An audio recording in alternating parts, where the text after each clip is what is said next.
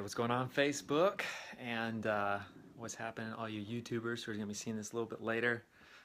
Hope everyone's having a good day. It is a rainy Saturday here in Kansas City. Not really a whole lot happening. The city is moving pretty slow right now. I don't know if you can see it, but it's pretty dreary out there. Hey, Katie, what's going on? What's happening from KC? Ike, welcome, brother. How goes it, man? Hope you guys are all having a good Saturday, taking advantage of this downtime to, work on your projects, work on yourself, etc. And not just nap all day, because that's definitely what the weather makes you want to do. But, even today, I made sure I got the workout done, just to kind of fire myself up and be able to put another one of these up for you guys too. Hey, what's going on, brother? Yes, sir. That's what we're here to do, man. This one, as you guys could tell from the title, is the 3 diseases of failure and how to overcome them, right? Not sure that everybody has heard of the 3 diseases of failure, but this is actually taken from a book called The Magic of Thinking Big, written by David J. Schwartz. First time I read this book was probably almost 10 years ago, actually.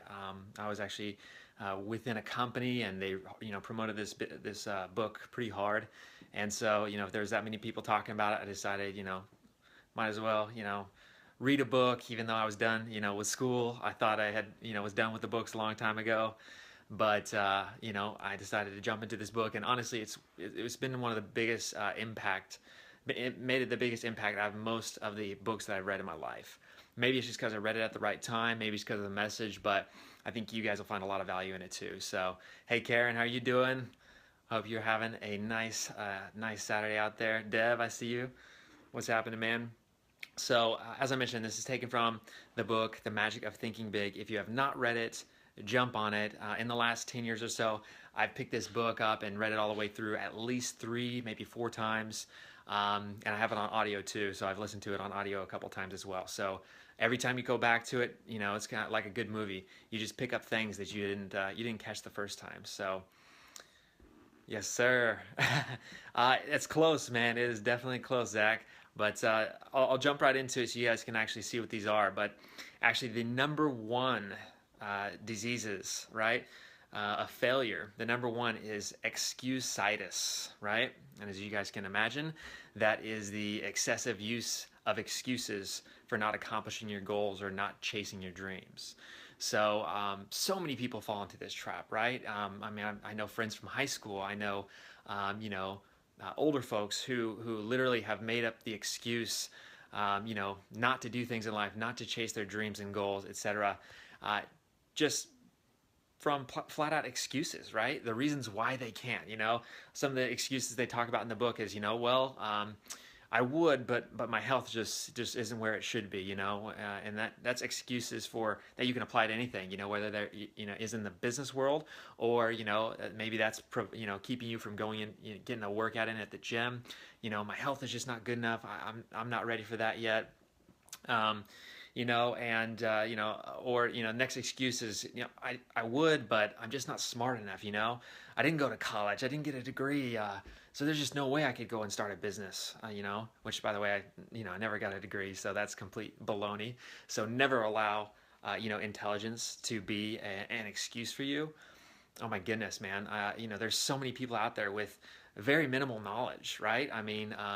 Henry Ford was a great example of this, he actually, was on record saying that, why would I cloud my mind with all this useless information when I have a row of push buttons on my desk where I can push a button and summon anyone to my aid who can answer any random knowledge that I could ever ask for, right? He knew not to clutter his mind with useless information, and therefore he might not have been the smartest man, but he knew how to find the answers. So that made him wise rather than just smart and intelligent.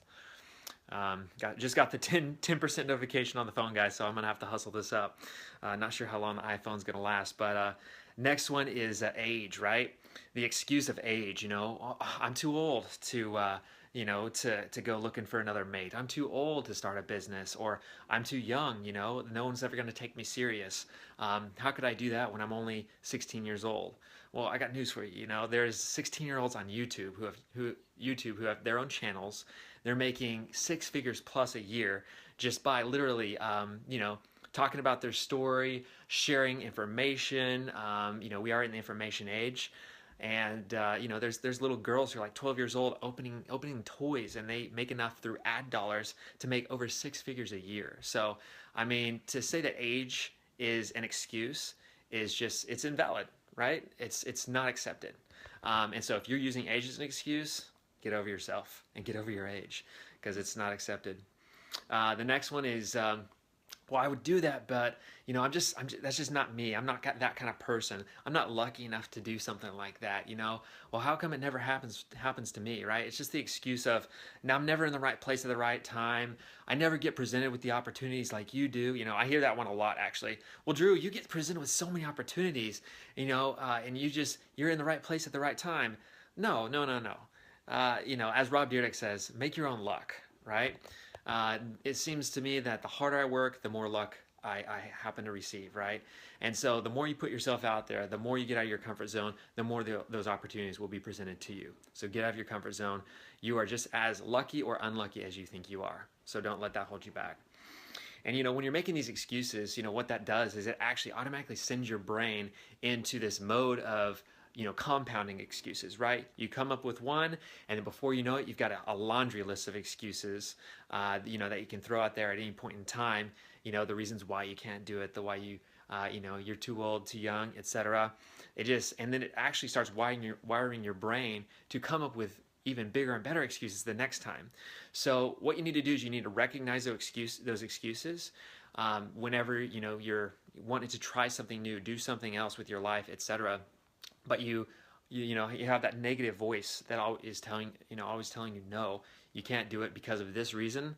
Realize it for what it is. It's completely an excuse, right? Everybody fails. Everybody who has had massive success has failed, big time in their life. So go out there, fail forward, and learn some lessons along the way.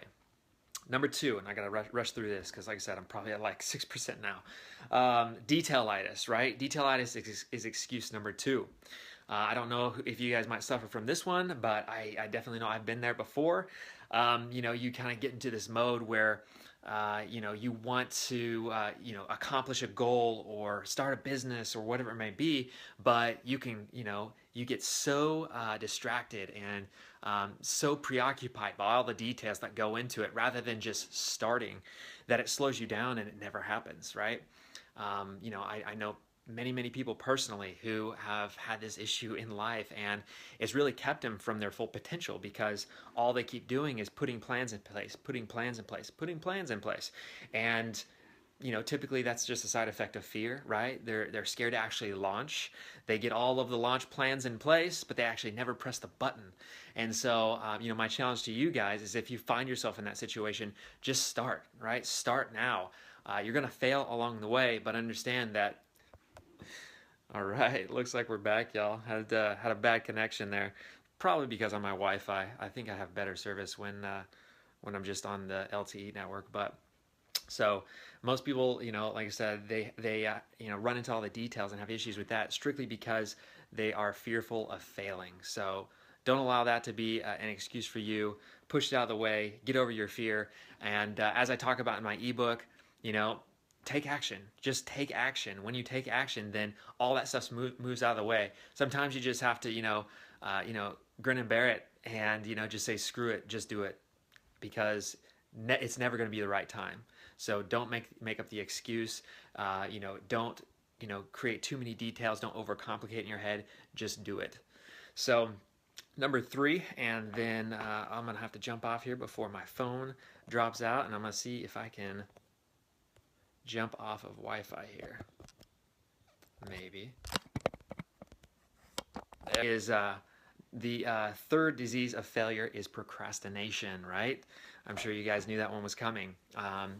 Procrastination is one of the biggest reasons why people fail, right? They push it off to the last minute, aka they do not make it a priority. Yo, Davenport, what's going on, bro? Good to see you, man. They never make it a priority, to achieve their goals, chase their dreams, etc., because they're so used to pushing everything off to the last minute, right? Why do it today when you can do it tomorrow, right? And there's always a tomorrow. There's always tomorrow. Goodness, sorry, y'all. Got some rough internet over here in the Olathe hood. But yeah, why do it today when you can just push it off till tomorrow? And I was saying, you keep pushing that off long enough, soon enough there won't be a tomorrow. So why not just do it today? It really just comes to time management, right? Most people have extremely poor time management. They don't realize that what they prioritize, is going to get done. What they don't will never get done. So if you make, you make going to the gym a priority, guess what? It's going to get done. Achieving your dreams and goals, even that, for me, honestly, I don't prioritize yard work. I don't prioritize yard work because there's so many other things that are way more important than keeping your grass looking tidy. So it's one of those things that, it gets done, just maybe not in the time frame that my neighbors would prefer. Sorry, neighbors, if you're watching this. But, today is just as good a day as any. So stop procrastinating, stop putting those things off.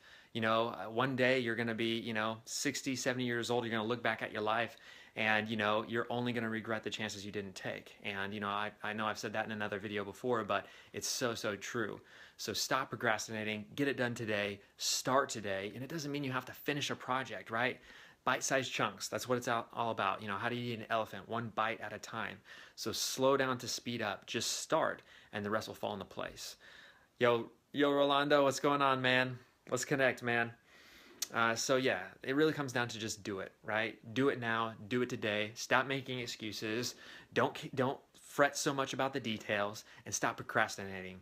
And very soon you will be completely cured of all of the 3 diseases of failure. So hope you guys got a lot out of that. Like I said, go check out that book. You're gonna absolutely love it. The Magic of Thinking Big, and you can grab it on Amazon, whatever. You're gonna find so much value in it. It's gonna completely rewire your brain to think things, think about life and opportunity differently.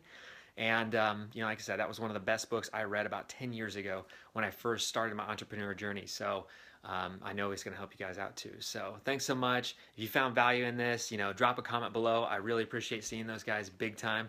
Lets me know that what you guys actually are getting something out of this. And share it with a friend if you found value in it. So other than that, I'm gonna get back to some reading and enjoy the rest of this Saturday. Hope you guys have a good one. See you on the next video.